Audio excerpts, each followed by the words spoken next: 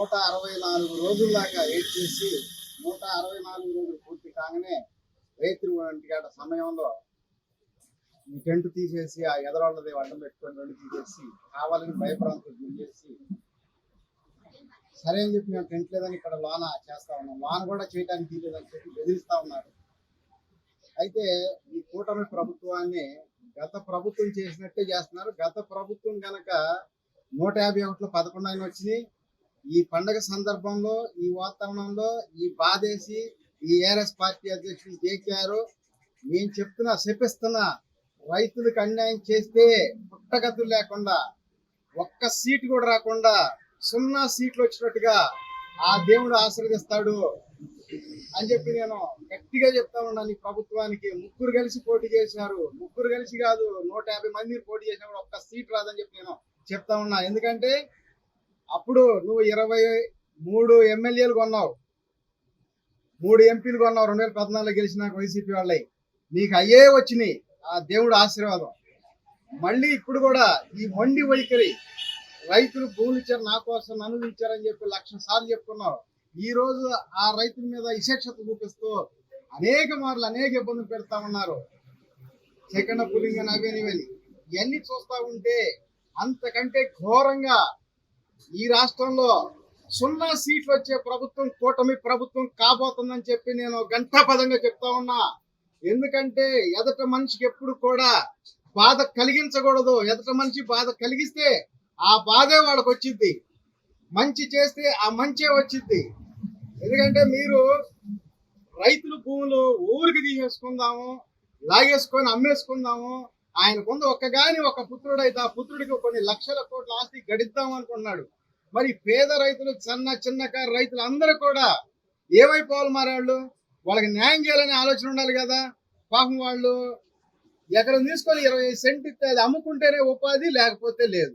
మరి అలాంటి తరుణంలో నేను 1కి 100 రకాలు ఒక పేద రైతు కుటుంబం నుంచి వచ్చిన నేను ఇన్ని రకాలుగా ఆలోచించి నేను చెప్తా ఉంటే మీరు ఎక్కడో ఒక పార్టీ స్థాపించి ప్రజల మనిషి ఎన్టీఆర్ గారు ఆయన దగ్గర నేను నమ్మి నీ చేతిలో పెడితే చూసుకోమని పార్టీని పదవిని లాక్కొని అలాగే 33,000 ఎకరాల రైతుల భూములు లాక్కొని ఈ సాలక ప్రభుత్వాన్ని ఒక 20,000 ఎకరాలు 5 సాలక కూడా ఇంకా ఇయ్యలో 1,00,000 ఎకరాలు లాగేసుకుందాం ఊరికని ఎప్పుడో ఏప్రిల్ 14 నుంచి కూడా సెకండ్ పూలింగ్ అని అప్పుడు 45,000 ఎకరాలు ప్రకటించుకున్నారు.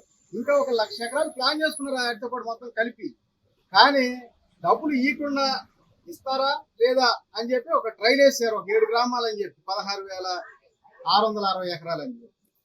అయితే ఈరోజు నేను అడుగుతున్న న్యాయమైన డిమాండ్ ఎకరానికి 1 కోటి రూపాయల లేదా గవర్నమెంట్ వాల్యుయేషన్ 4 రెట్టింపులు ఇచ్చి 1,250 గజాలు ఇవ్వమంటున్నాం. రైతు కూలీలకు 10,000 ఇవ్వమంటున్నాం నెలకి. ఎందుకంటే న్యాయమైన డిమాండ్లు అడుగుతున్నాం. మీరు 100 కోట్లు 200 300 700 కోట్లు అమ్ముకోండి ఎకరా, ఎవరికి అభ్యంతరం లేదు. కనీసం ఒక 50,000 ఎకరాలు తీసుకుంటే ఒక 50,000 కోట్లు ఒక బ్యాంకు 2 బ్యాంకులు లోన్ తీసుకొని ఇచ్చేస్తే కనీసం 50 లక్షల కోట్ల ఆస్తి అయితే నేను చెప్పే అక్కడికి కూడా మీరు ఇబ్బంది పడొద్దు. పాపం రైతులు ఇబ్బంది పడుతున్నారు. రైతులకి న్యాయం చేసి తీసుకుంటే మీ ప్రభుత్వానికి కూడా న్యాయం ఎలా జరగాలో నేను చెప్తానని చెప్పాను. మీకు మీడియా మిత్రుల ద్వారా కూడా నేను తెలియపరిచా, ఈ విధంగా వినమని. సరేని అనుకున్నారు.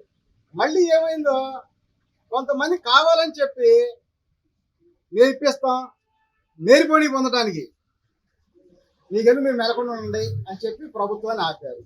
రైతులు ఎవరిస్తారండి? గతంలో 5-6 లక్షలు ఉన్నప్పుడు అయితే ఇచ్చారు మీకు కూలింగ్ 1,250 గజాలకి. ఇవాళ ఎకరం 6 కోట్లు 7 కోట్లు అయిన పొలాలు ఊరికి ఇవ్వమంటే ఎవరిస్తారండి? అందుకని చెప్పి మేము ఈ రిలే నిరసన చేసేస్తుంటే మాట వారికి చేసుకొని వాళ్ళని వివరాలకి ఇస్తారో చేసుకొని అన్నారు. ఇవాళ కూలింగ్ ప్రకటించిన తర్వాత రైతుల దగ్గరికి నాకు అర్థమవుతుంది వాళ్ళకి చాలా స్పష్టంగా. నేను 2 విధాలుగా డిమాండ్ చేస్తే రైతులు 100 విధాలు డిమాండ్ చేస్తున్నారు. నేను చెప్తానే ఉన్నా, ఏమైనా లేట్ అయ్యే కొంది రాను ఇవ్వరు. మీరు ఏదైనా ఒక నిర్ణయం డిసిషన్ వెంటనే తీసుకొని ఇవ్వండి అని చెప్తున్నాం. మీరు ఒకసాట ఏదైనా ఒక ప్రాబ్లం ఉంది, ఆ ప్రాబ్లం ఆడ పెట్టేసి మన పని మనం చేసుకుందామంటే అవ్వదు. ఈ రకంగా రిలయన్స్ చేస్తా ఉంటే రైతుల కాడికి పోయి పొలం ఇవ్వమంటే ఇస్తారా? ఎలా ఇస్తారు చెప్పండి? ఎందుకంటే మాకు ఆ సమస్య ఆయన అడిగింది మాకు ఇవ్వండి, లేకపోతే ఇంకా మా పిల్లలకు ఉద్యోగాలు ఇవ్వండి, లేకపోతే మా పిల్లల చదువులకు ఇవ్వండి, మా బాకీలకు ఇవ్వండి, పిల్లల పెళ్లికి ఇవ్వండి అని 100 రకాల క్వశ్చన్లు వేస్తారు.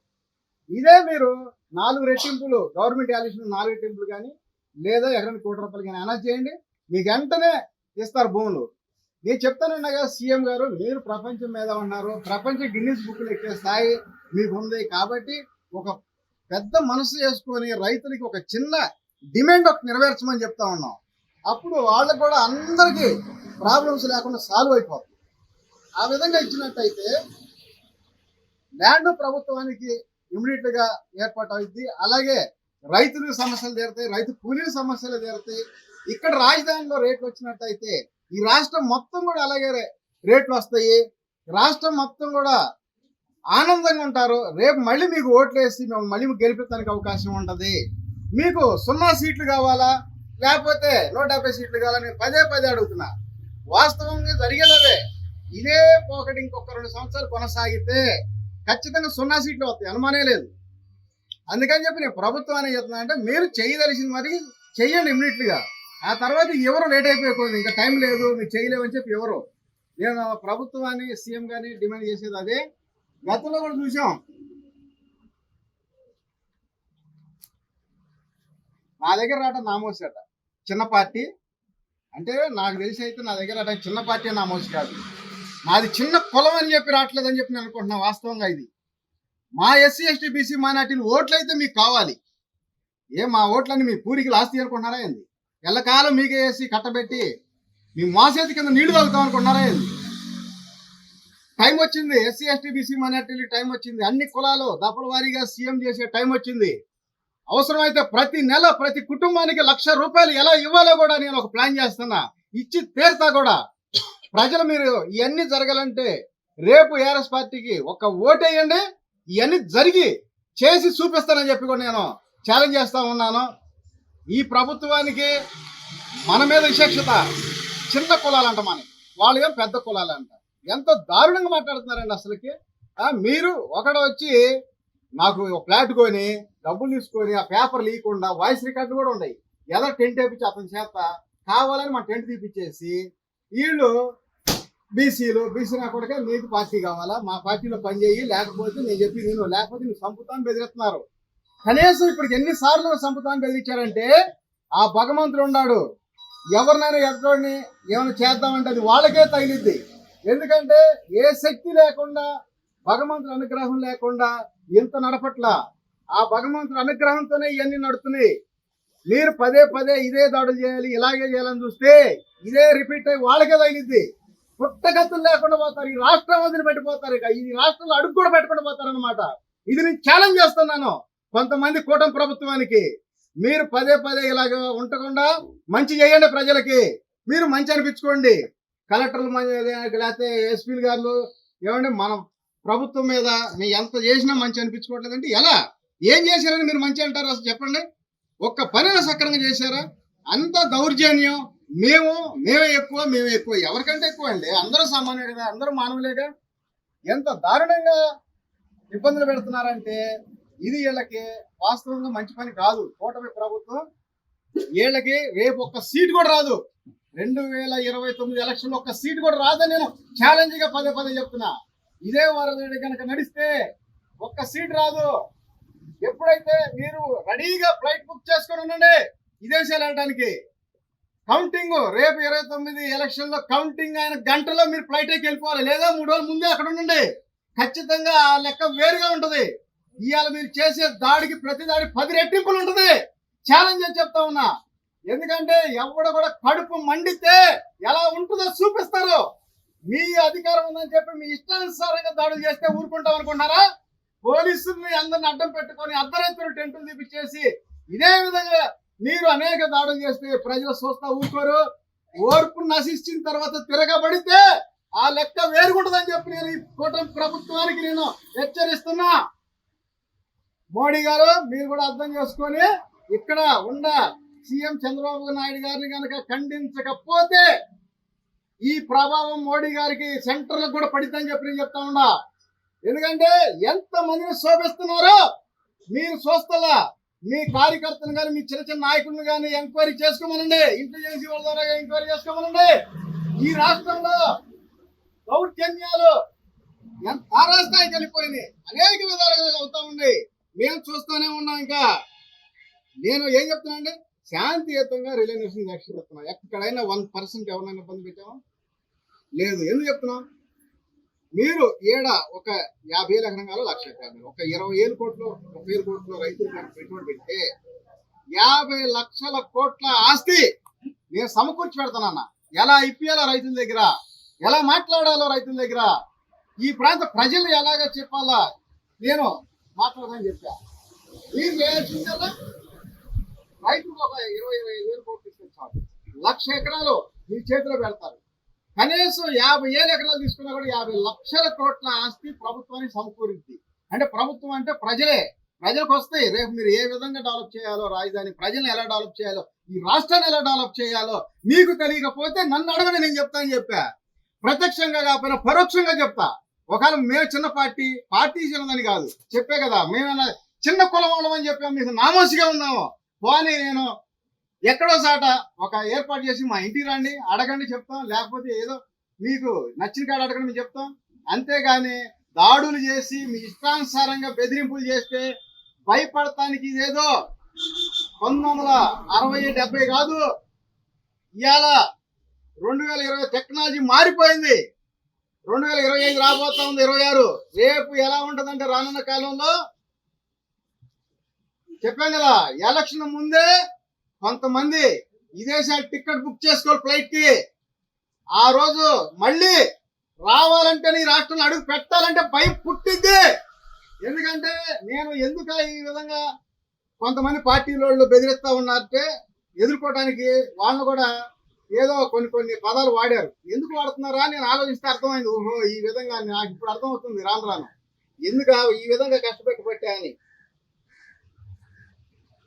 ఎప్పుడైనా సరే న్యాయం గెలిచిద్ది. న్యాయం గెలవాలంటే మనం చిన్న పార్టీ అయినా, మనం ఏదో చిన్న స్థాయి వాళ్ళమైనా పోరాటం చేస్తుంది, న్యాయమైన డిమాండ్ చేస్తున్నాం కాబట్టి న్యాయం జరిగిద్ది, న్యాయం గెలిచిద్ది అని చెప్పి నేను గంటాపదంగా చెప్తా ఉన్నాను. ఎన్నో రకాలుగా. లేదు మీకేమన్నా ఇబ్బంది కలిగితే చెప్పండి, మోడీ గారికి అప్పచెబుదాం. మరి అమరావతి రాజధాని మోడీ గారికి అప్పచెబితే ఆయన కట్టి చూపిస్తాడు ఈ రాజధాని ఎలా కట్టాలో. అమరావతి అంటే మోడీ, మోడీ అంటే అమరావతి అన్నట్టుగా డెవలప్మెంట్ చేసి చూపిస్తామని చెప్పండి మరి కావాలంటే. ఎందుకంటే మీరు ఇప్పుడు 12 సంవత్సరాలు అవుతున్నా కూడా ఈయన మీద ఆయన, ఆయన మీద ఈయన, ఈ విధంగా ఒకళ్ళ మీద ఒకళ్ళు చెప్పుకొని మీరు మీ పబ్బాలు గడుపుకొని మీరు రాజకీయ స్వార్థంగా చేస్తున్నారు తప్పితే నిజాయితీగా మాత్రం పనులు లేవు. అందరిని ఇబ్బంది పెడుతున్నారు. అందరూ బీహార్ అని అంటారు. అంటే మరి నాకైతే తెలియదు, బీహార్లో పాపం చాలా ఇబ్బంది పడతాను, ఇంకా పేదరికం ఉందంట. అట్లా వీళ్ళందరూ ఎస్సీ ఎస్టీ బీసీ మైనార్టీలు 80% ఉన్నా కూడా వీళ్ళందరూ పేదలుగానే మిగిలిపోతే, నిరుపేదలైపోతే వాళ్ళు చెప్పినట్టు ఓట్లు వేస్తారు, వాళ్ళు చెప్పినట్టు వింటారని చెప్పి వాళ్ళ ఆలోచనలు. అలా లేదు. మన టెక్నాలజీ వేరు. ఆంధ్రప్రదేశ్ ప్రజలు ఎంతో తెలివైన వాళ్ళు. వీళ్ళు చేయాల్సింది రేపు భవిష్యత్తులో ఏంటంటే ఈ కుమ్మక్క రాజకీయాలు గ్రామ స్థాయి, జిల్లా స్థాయి, మండల స్థాయి, రాష్ట్ర స్థాయి వరకు కూడా అన్ని పార్టీలు ఒకటయ్యి మన ఎస్సీ ఎస్టీ బీసీ మైనార్టీని అనగదొక్కుతున్నారు. కాబట్టి రేపు మన ఓటు మనం వేసుకొని మన పరిపాలన మనం చేసుకుందాం.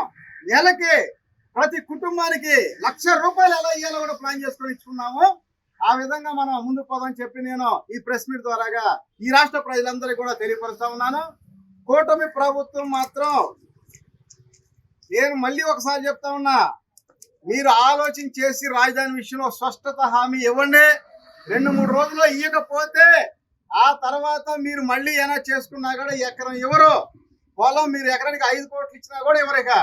అందుకని చెప్పి ఓ చిన్న ఐడియా జీవితాన్ని మార్చేసింది, మన రాష్ట్ర భవిష్యత్తు మారిపోయింది. అందుకని చెప్పి నేను ప్రభుత్వానికి, సీఎం గారికి డిమాండ్గా, రిక్వెస్ట్గా చెప్తా ఉన్నాను, వీలైనంత తొందరగా మంచి నిర్ణయం తీసుకొని ముందుకు పోవాలని చెప్పి కోరుకుంటా ఉన్నాను. ప్రెస్ మీట్ ద్వారా సీఎం గారు తెలియదు.